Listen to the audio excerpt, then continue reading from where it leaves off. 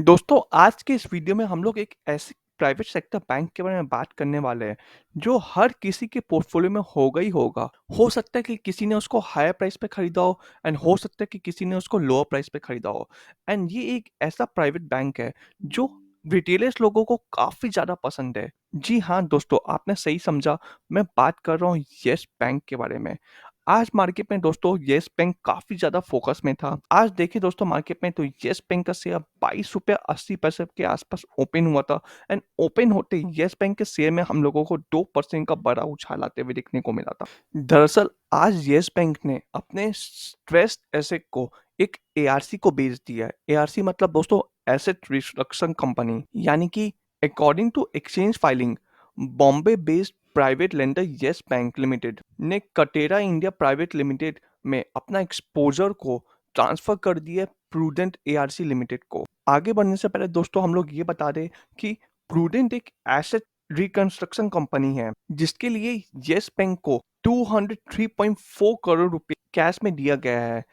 यानी कि yes Bank ने अपना जो उनका एक्सपोजर है कटेरा इंडिया प्राइवेट लिमिटेड में, उसको उन्होंने प्रूडेंट एआरसी लिमिटेड को बेच दिया है 203.4 करोड़ रुपीस में। स्विच चैलेंज मेथड को यूज करके ऑक्शन के थ्रू आइडेंटिफाई किए गए स्ट्रेस लोन एक्सपोजर को सेल करने के लिए येस बैंक ने एक्सप्रेशन ऑफ इंटरेस्ट को इनवाइट किया था। और आपको बता दें दोस्तों कि इस ट्रांजेक्शन में लोन एक्सपोजर को ट्रांसफर करने के लिए रिजर्व बैंक ऑफ इंडिया का मास्टर डायरेक्शन 2021 फॉलो किया गया है। इन शॉर्ट दोस्तों आपको बता दें कि कटेरा पर येस बैंक का 521 करोड़ रुपए का डेट था, जिन्हें last year forcefully corporate insolvency declare किया गया था। एस कटेरा येस बैंक का पैसा नहीं चुका पा रहा था, जिसके वजह से येस बैंक का जो भी एक्सपोजर था कटेरा में, उसको उन्होंने प्रूडेंट एआरसी को बेच दिया है 203.4 करोड़ रुपीस में। यानी कि इससे ये इंडिकेट होता है दोस्तों कि येस बैंक का 40% एक्सपोजर जो कटेरा में है वो रिकवर हो चुका है इस ट्रांजेक्शन की वजह से। यानी कि इस स्ट्रेच सेल से येस बैंक ने अपने 40% एक्सपोजर को रिकवर कर लिया है। और दोस्तों आपको ये भी बता दूं कि यूएस बेस्ड कटेरा के इंडियन ब्रांच को कटेरा इंडिया कहा जाता है। और कटेरा ने हाल ही में 2021 में जो कंपनी यूएस बेस्ड है एंड कैमन आइलैंड में है, उन्होंने चैप्टर 11 बैंक्रप्सी प्रोटेक्शन को फाइल किया है 2021 में।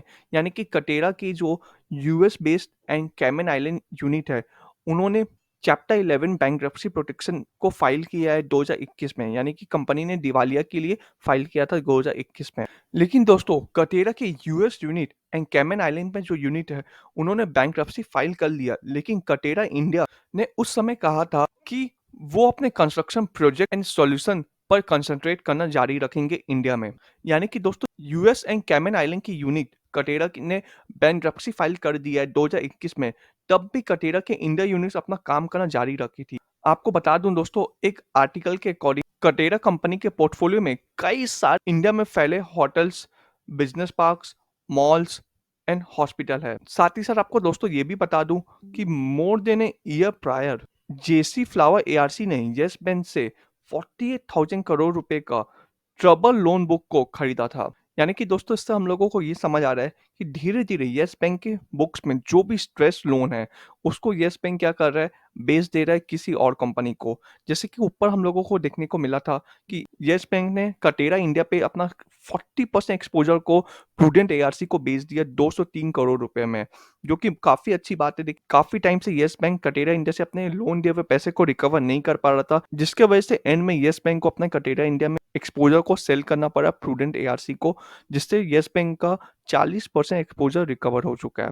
और हम लोग यहाँ पे ये भी देख पा रहे होंगे अभी more than a year prior JC Flower ARC को येस बैंक ने 48,000 करोड़ रुपए का अपना ट्रबल लोन बुक यानी कि स्ट्रेस लोन बुक को बेचा था। इससे दोस्तों हम लोगों को ये समझ आ रहा है कि येस बैंक के ऊपर धीरे धीरे जो भी स्ट्रेस लोन है, उसको येस बैंक क्या कर रहा है, सेल करके या किसी ना किसी तरीके से रिकवर कर रहा है, जो कि येस बैंक के लिए काफी अच्छी बात है। साथ ही साथ येस बैंक के शेयर होल्डर लोगों के लिए भी काफी अच्छी बात है। एज बैंक का जितना लोन बुक रिकवर होगा, उतना ही बैंक के प्राइस हम लोगों को ऊपर जाते हुए देखने को मिलेगा। अगर येस बैंक के चार्ट के बारे में हम लोग बात करें दोस्तों, तो फरवरी में येस बैंक ने 52 वीक हाई मारा था नया, जो कि 33 रुपए के आसपास था। हाई मारने के बाद येस बैंक ने वापस आया। यहाँ पे देख पा रहे होंगे कि येस बैंक में ब्रेकआउट देखने को हम लोगों को मिला था एंड अब येस बैंक लास्ट वीक की ब्रेकआउट को अपने रिटेस्ट किया एंड रिटेस्ट होने के बाद वापस से येस बैंक ने एक यू टर्न लिया है। हालाँकि येस बैंक के सपोर्ट के बारे में हम लोग बात करें तो ₹14 के आस-पास येस बैंक ने एक टेम्परेरी सपोर्ट बनाया है। जब तक ₹14 टूट नहीं जाता यानी कि ₹14 के नीचे येस बैंक क्लोजिंग नहीं दे देता है, तब तक येस बैंक दोस्तों बाय ऑन डिप्स रहेगा। Kindly share the video with a friend. Video अच्छा लगा तो kindly like and subscribe our channel.